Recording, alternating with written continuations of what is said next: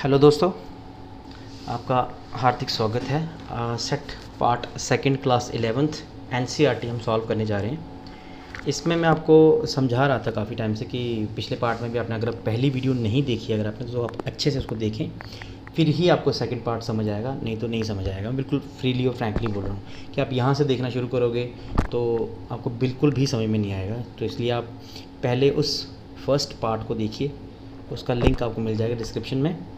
उसको आसानी से आप समझिए, पहले एक बार देख के उसके बाद ये पार्ट शुरू कीजिए।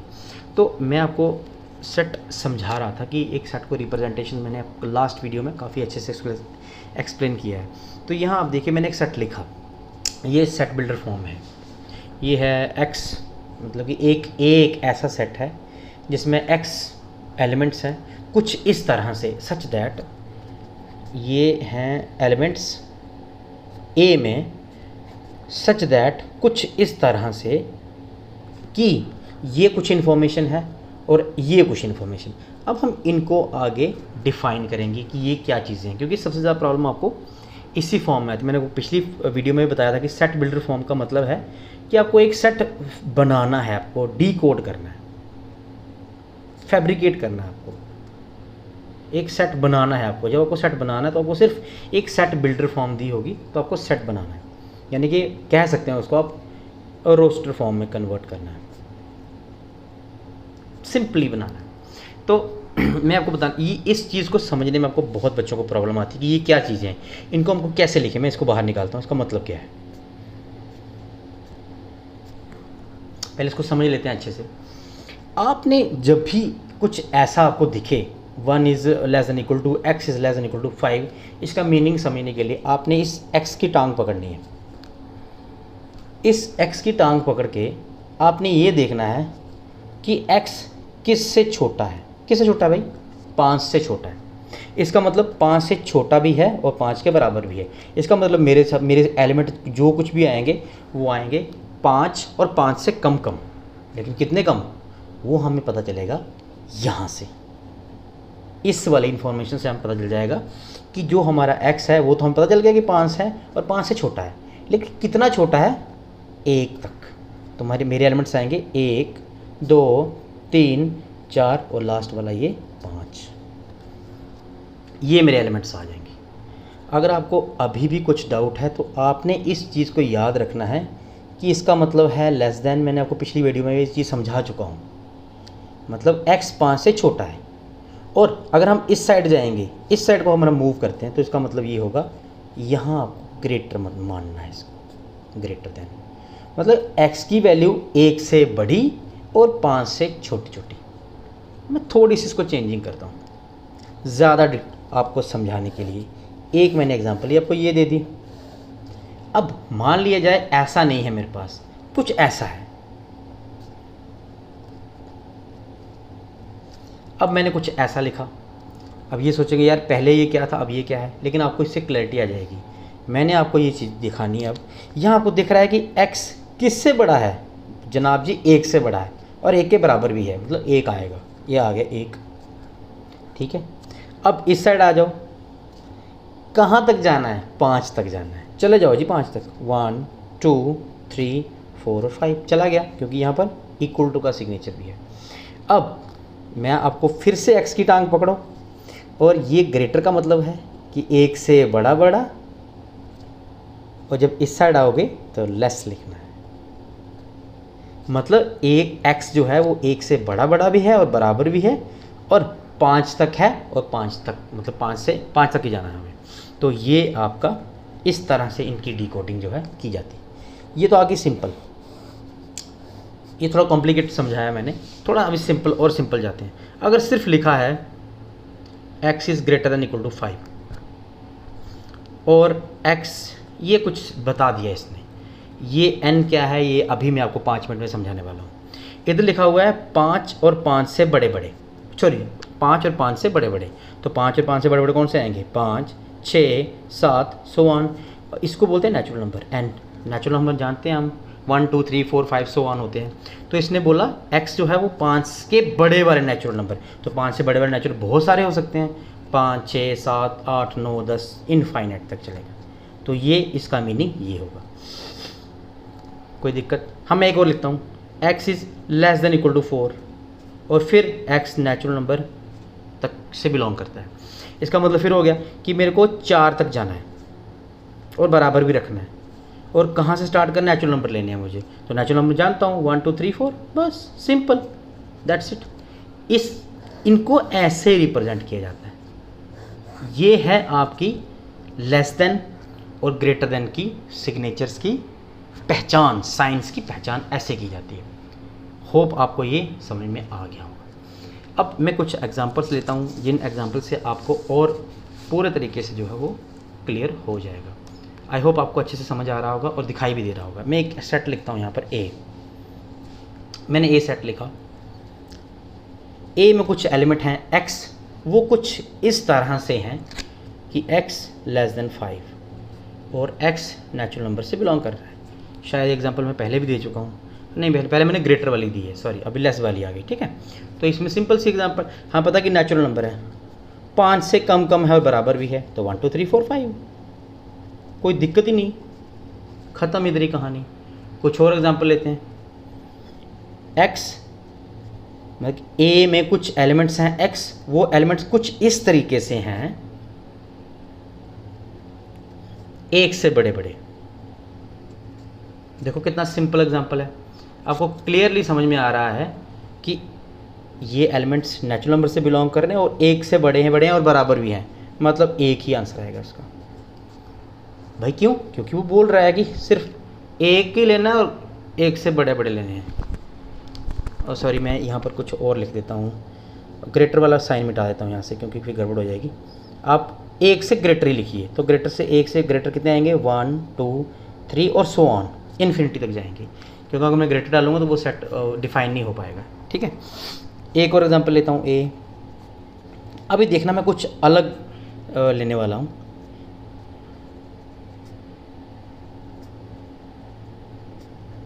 अभी ये मैंने सेट लिखा, अभी यहाँ आपको थोड़ी सी कन्फ्यूजन होगी यार, आगे तो क्या आ रहा था x x x आए जा रहे थे, अभी x स्क्वायर कहाँ से आ गया भाई, ये कुछ नया क्यों आया? ध्यान देने वाली बात है कि अब हमें सेट जो भी बनाना है, पहले हम देखेंगे ये क्या है, नेचुरल नंबर है भाई, 1 से स्टार्ट होंगे, 5 से कम है और 5 के बराबर भी हैं। इसका मतलब हमारे एलिमेंट्स का मैं रफ में लिखता हूँ 1 2 3 4 5, यही एलिमेंट्स होंगे हमारे। लेकिन ये हमारा आंसर नहीं है, this is not the answer, ये आंसर नहीं है। हमारी रोस्टर फॉर्म इसमें जो आएगी, हमारे ये एलिमेंट्स इसमें पुट होंगे, इसमें ये एलिमेंट्स पुट होंगे, क्योंकि एलिमेंट एक्स स्क्वायर डिफाइन किया हुआ है, एक्स ने डिफाइन किया हुआ है। अगर आप 1 डालोगे यहाँ पर, 1 का स्क्वायर करोगे 1 ही आएगा, 2 का स्क्वायर करोगे 4 आएगा, 3 का स्क्वायर करोगे 9 आएगा, 4 का स्क्वायर करो 16 आएगा, 5 का स्क्वायर करोगे 25। ये हमारी रोस्टर फॉर्म यहाँ पे डिफाइन होगी, जो हमने इसको डिकोड किया। मैं अलग अलग वेरिएशन इसलिए दिखा रहा हूँ कि आपको किसी भी सेट में लिखने में किसी तरीके की कोई प्रॉब्लम नहीं आएगी, ठीक है। मैं और आगे 1 2 सेट और डिफाइन करता हूँ। सॉरी मैं ए ही लिखे जा रहा हूँ हर बार, आप बी भी लिख सकते हैं, सी भी लिख सकते हैं, कुछ भी, एनीथिंग, सेट का नाम कुछ भी हो सकता है। ये है 2x, कुछ सॉरी मैं से सच दैट 2x एलिमेंट कुछ इस तरीके से है कि x जो है वो 4 से कम उसके बराबर है, x जो है वो नेचुरल नंबर से बिलोंग करता है। अब आपको धीरे धीरे इनको बोलना भी आ रहा होगा, आई होप आपको आ रहा होगा। मैं रफ में लिखता हूँ क्या है, पहले मेरे एलिमेंट्स जो हैं वो 4 से कम है और उसके बराबर भी हैं। एलिमेंट्स आगे 1 2 3 4, ये आगे दिख रहा है ना आपको। लेकिन ये मेरा आंसर नहीं है, ये मेरी रोस्टर फॉर्म नहीं है, मेरा रोस्टर फॉर्म 2x डिफाइन है, नॉट x।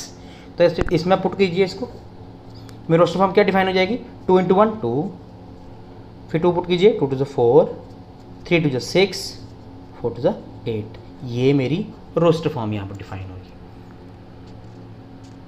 ठीक है। अब आपको आई होप आपको एक और एग्जांपल मैं लास्ट दूंगा जो कि आपको अच्छे से क्लैरिटी दिलाएगी। और मैं एक सेट लिखता हूँ ए, x कुछ इस तरीके से कि x एक पॉजिटिव इंटीजर है और x का क्यूब 100 से कम आ रहा है। अब ये क्या चीज़ है, इसमें क्या इन्फॉर्मेशन दी हुई है? सबसे बड़ी इन्फॉर्मेशन तो यही है कि पॉजिटिव इंटीजर, इसका मतलब नेगेटिव वहीं पर डिस्कार्ड हो गई, नेगेटिव तो है ही नहीं कहीं पे भी। नेगेटिव कहीं भी नहीं है। तो इसका मतलब हमें 100 से कम क्यूबिंग, किसी भी नंबर की क्यूबिंग करके हमें 100 से कम आने चाहिए। कौन से वो नंबर है इनकी क्यूबिंग करके 100 से नीचे नीचे आएंगे, ध्यान देने वाली बात है। अगर आप 1 का क्यूब करोगे 1 आता है, 2 का क्यूब करोगे 8 आता है, 3 का क्यूब करोगे 27, 4 का क्यूब करोगे 64, 5 का क्यूब करोगे 125। यहाँ से साफ दिख रहा है कि 125 मेरा 100 से बड़ा हो चुका है, ये एलिमेंट इसमें नहीं आ पाएगा। तो मेरा सिंपल सेट क्या डिफाइन होगा, इसकी रोस्टर फॉर्म हम दूसरे तरीके से लिख सकते हैं 1 2 3 4। बस यही वो 4 एलिमेंट है जिनकी मैं क्यूबिंग करके 100 से कम पा सकता हूँ। आई होप आपको ये भी समझ में आ गया होगा। तो इस तरीके से आपको इनकी सेट्स की नोटेशन के बारे में जानना है। अगर आपको ये फिर भी समझ में नहीं आया, आप दोबारा से देखिए, मैं आपको बोलता हूँ, लिख के देता हूँ, आपको अच्छे से समझ आएगा अगर आप दोबारा देखोगे। अच्छा जी, आगे चलते हैं। कुछ छोटी क्लासेस को थोड़ा सा डिफ़ाइन कर लेते हैं, अगर आपको याद होगा तो। अभी मैं यहाँ पर लिखने वाला हूँ n, कैपिटल N जब भी आपको दिखे तो उसको माना जाता है set of all natural numbers. Natural number जानते हो ना, नेचुरल नंबर जानते हो 1 2 3 4 एंड सो ऑन, ठीक है। उसके बाद W से डिनोट होता है set of all whole numbers. Whole numbers भी आप जानते हो, छोटे बच्चों को समझाया जाता है 6th 7th क्लास के होल नंबर 0 से स्टार्ट होते हैं एंड सो ऑन, 0 से स्टार्ट होते हैं, ठीक है। नेचुरल नंबर भी आप जानते हो 1 2 3 4 1 से स्टार्ट होते हैं। हर एक को तो मैं लिखूंगा नहीं, मैं आपको सीधा सीधा बताता जाऊंगा। R, कैपिटल R जो डिनोट होता है वो होता है set of all real numbers. Real numbers जानते हो ना आप, चाहे वो नेगेटिव हो चाहे वो पॉजिटिव हो, माइनस वाले प्लस वाले, सारे के सारे जितने भी हैं एलिमेंट्स आपके। इसमें आपको छोटा सा एक मैं बता देता हूँ आपको हिंट, एक R नेगेटिव होता है, उसमें नेगेटिव रियल नंबर्स का सेट होता है वो, और एक होता है R पॉजिटिव। दो डिफाइन होते हैं इसमें, positive real numbers.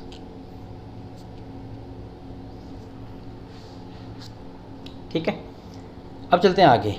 1 numbers they देता हूँ मैं इनको, आसानी हो जाएगी आपको।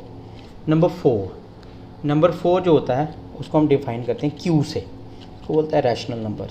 ये मैं छोटी क्लासेस का इसलिए समझा रहा हूँ क्योंकि ये जो सिंबल्स हैं ना आपको सेट में बड़े काम आने वाले हैं। रैशनल नंबर्स का सेट, मैं ये सेट वेट बार बार नहीं लिख रहा हूँ, आप ये समझ जाएं कि ये सारे के सारे सेट ही हैं।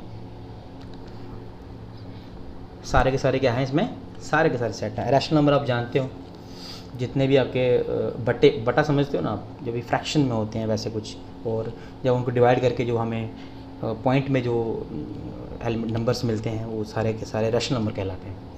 उसके बाद हम चलेंगे 5th नंबर पे, कैपिटल Z। कैपिटल Z को इंटीजर्स का सेट माना जाता है। मैं नहीं लिख रहा हूँ ये set of all, set of all, set of all, वो आप समझ जाएं, ठीक है। सेट ऑफ ऑल इंटीजर्स, ठीक है।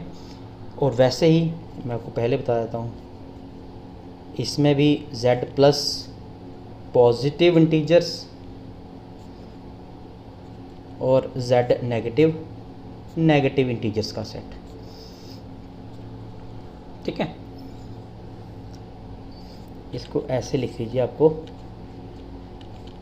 नोट्स बनाने में आसानी होगी। इसको भी ऐसे लिख लीजिए ताकि आपको कोई परेशानी ना हो। आगे चलते हैं। अब बचता है इर्रेशनल नंबर। इर्रेशनल नंबर,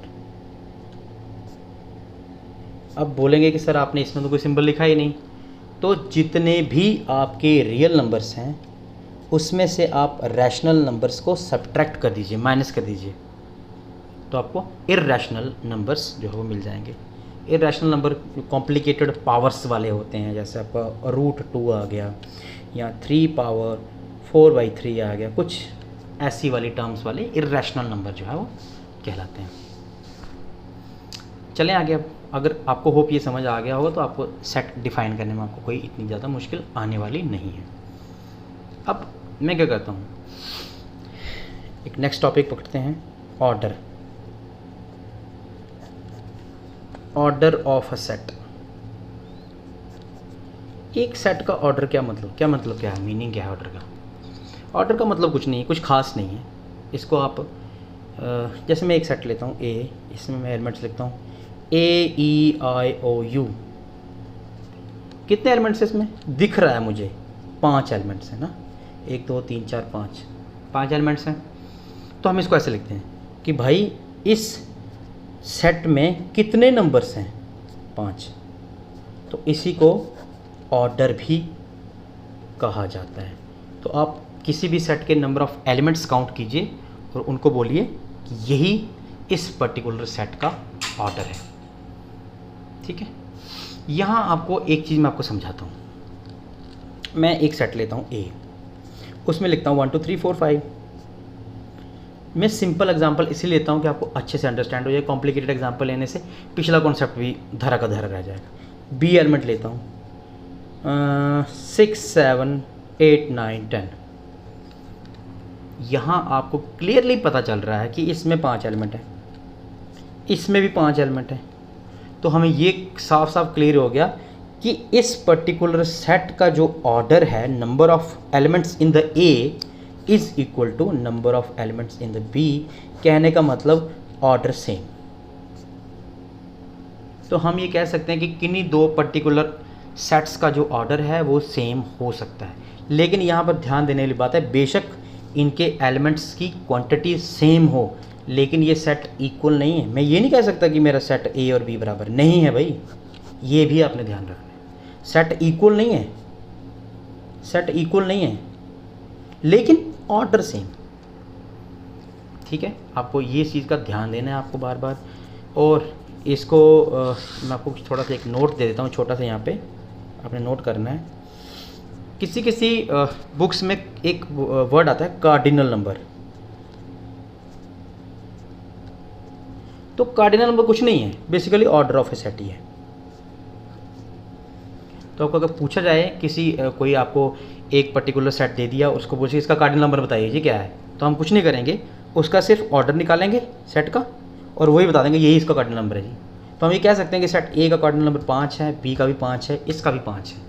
तो आपको कुछ ज़्यादा इसमें खास करना नहीं है। और इसको ज़्यादातर तो n number of particular set का नाम ऐसे रिप्रेजेंट किया जाता है, या कभी कभार आपको ऑर्डर ऑफ उस पर्टिकुलर सेट का नाम, या कभी कभी इसको मैग्नीट्यूड टाइप कुछ ऐसे भी आपको डिनोट कर दिया जाता है। ठीक है, आई होप कि आपको ये भी समझ में आ गया होगा कि एक पर्टिकुलर सेट का ऑर्डर कैसे निकाला जाता है। ये कोई बड़ी बात है नहीं है, ये कोई इतना बड़ा मुश्किल टॉपिक था ही नहीं। आगे चलते हैं। यहाँ पर मेरे पास काफ़ी स्पेस बचा हुआ है, मैं स्पेस को यूटिलाइज़ कर लेता हूँ। आगे जो मेरा टॉपिक है उसमें मैं देखूँगा कि फाइनाइट सेट क्या होता है। What is finite?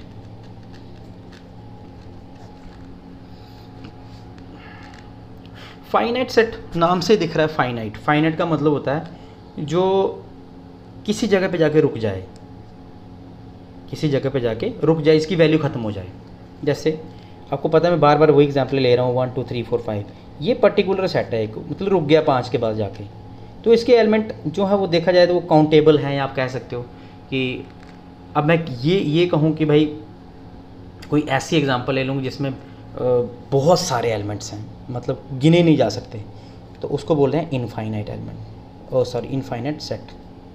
तो मैं एक एग्जांपल लेता हूँ इसी तरीके की एक 1 2 3 4 5 और सो ऑन इन्फिनिटी तक। तो यहाँ से दिख रहा है कि नॉट काउंटेबल है, इसमें जो एलिमेंट्स हैं वो हमारी गिनती से बाहर हैं या समझ से बाहर है, तो ये आपका इनफाइनाइट सेट आ जाएगा। तो अगर आप ध्यान से देखोगे तो ये आपने जो ऑर्डर निकाला, तो ऑर्डर तो आप सिर्फ फाइनाइट सेट का निकाल सकते हो ना, इसलिए ये इसके साथ रिलेशन में है। ऑर्डर किसी पर्टिकुलर फाइनाइट सेट का निकाला जा सकता है, इनफाइनाइट सेट का ऑर्डर नहीं निकाला जा सकता। अब मैं आपको एग्जांपल सबसे यहाँ इंटरेस्टिंग बात बताने जा रहा हूँ। जो मैंने आपको ये ऊपर बताया ना, जितने भी ये आपको सेट बताए, जितने भी बताए ये वाले, नेचुरल नंबर का सेट है या होल नंबर का या रियल नंबर का या रैशनल का, ये सारे के सारे इनफाइनाइट सेट की फैमिली से बिलोंग करते हैं। ठीक है ना। देखो नेचुरल नंबर्स का सेट 1 2 3 4 5 एंड सो ऑन। अब होल नंबर का set 0 1 2 3 4 5 6 7 so on. Set of real number positive negative सब के सब। ठीक है, रैशनल कितने भी रैशनल हो सकते हैं। तो ये सारे के सारे इनफाइनाइट सेट थे। ठीक, आगे चलते हैं। ये छोटी छोटी स्पेसेस का इस्तेमाल कर रहा हूँ मैं, आई होप आपको मज़ा आ रहा होगा, अच्छा लग रहा होगा। आगे हम देखेंगे सिंगलटन सेट क्या होता है। सिंगलटन सेट, सिंगलटन सेट होता है जिसमें एक एलिमेंट हो, ओनली वन एलिमेंट। एग्जांपल ले लेते हैं, ए सिंगलटन सेट है, ऑर्डर जिसका 1 होगा, जिसमें एक एलिमेंट होगा। और एग्जांपल लेते हैं बी, कुछ पहली बार मैंने बी लिखा, बी में एक्स एलिमेंट्स कुछ इस तरीके से जो कि x² - 1 को 0 बना दें और x 0 से बड़ा है। मतलब x से 0 से बड़े वाली कोई भी वैल्यू पुट करो इसमें। अगर मैं 1 करता हूँ, अगर मैं इसमें 1 करता हूँ तो 1 - 1 0 आ गया। तो इसे अगर 1 पुट करता हूँ तो 1² - 1 0, इसे सेटिस्फाई कर दिया। अगर मैं 2 पुट करता हूँ, क्योंकि 0 से बड़ा बड़ा पुट करना है ना, तो 2 का स्क्वायर - 1 कितना आएगा, 4 - 1 3। तो वो 0 नहीं ना बना रहा, वो सेटिस्फाई नहीं कर रहा। मेरे पास एक ही एलिमेंट आ रहा है 1, मतलब मेरे पास जो बी आएगा 1 ही आएगा। तो ये भी एक सिंगलटन सेट की एग्जांपल है। आप 3 पुट करके देख लीजिए, 3 आएगा तो 9 - 1 8, वो भी 0 को सेटिस्फाई नहीं करता। तो ये सिंगलटन सेट की ये भी एक बहुत बड़ी एग्जांपल है। ठीक है, अब एक छोटा सा टॉपिक, हालांकि मुझे पता है कि वीडियो बहुत ही ज़्यादा लंबी हो गई है, 20 मिनट्स की हो गई है, लेकिन अभी पढ़ाने में मुझे मज़ा आ रहा है, तो इसलिए मैं एक छोटा सा एक टॉपिक छोटा सा पकड़ूंगा, ज़्यादा कोई बड़ा नहीं पकड़ूंगा। वो है आपका नल सेट। नाम से ही लग रहा है, नल भी कहते हैं इसको। ये नल नील वाला नल नहीं मेरे भाई, ये नल सेट खाली वाला, वॉइड सेट भी कहते हैं इसको, या इसको एम्प्टी सेट भी कहते हैं। 3 नाम से आप जो चाहो आप कह सकते हो इसको। तो नल सेट, वॉइड सेट या एम्प्टी सेट, तीनों में से कुछ ही बोल लीजिए। तो कोई भी अगर खाली सेट हो जिसमें कोई एलिमेंट ही नहीं हो तो वो ऐसे कहा जाएगा नल सेट। और इसको रिप्रेजेंटेशन ग्रीक लेटर एक होता है फाई, PHI, इससे इसको डिनोट किया जाता है। ठीक है, मैं एक सिंपल सी एग्जांपल लेता हूँ। Student of 9th class in 10th class. मुझे बताइए, क्या कोई, मैं स्टडी की बात कर रहा हूँ, ऐसे मजाक की बात नहीं कर रहा हूँ, कोई भी 10वीं क्लास में ऐसे शौक के लिए तो जा सकता है, लेकिन मैं एग्जांपल दे रहा हूँ कि 10th क्लास में 9th क्लास का कोई स्टूडेंट नहीं पढ़ सकता। ठीक है ना, किसी भी स्कूल में 10th क्लास में 9th क्लास का कोई स्टूडेंट हो ही नहीं सकता, तो 0 आंसर आएगा इसका, मतलब 5 खाली सेट है ये भी। ठीक है, एक और एग्जांपल लेता हूँ छोटी सी।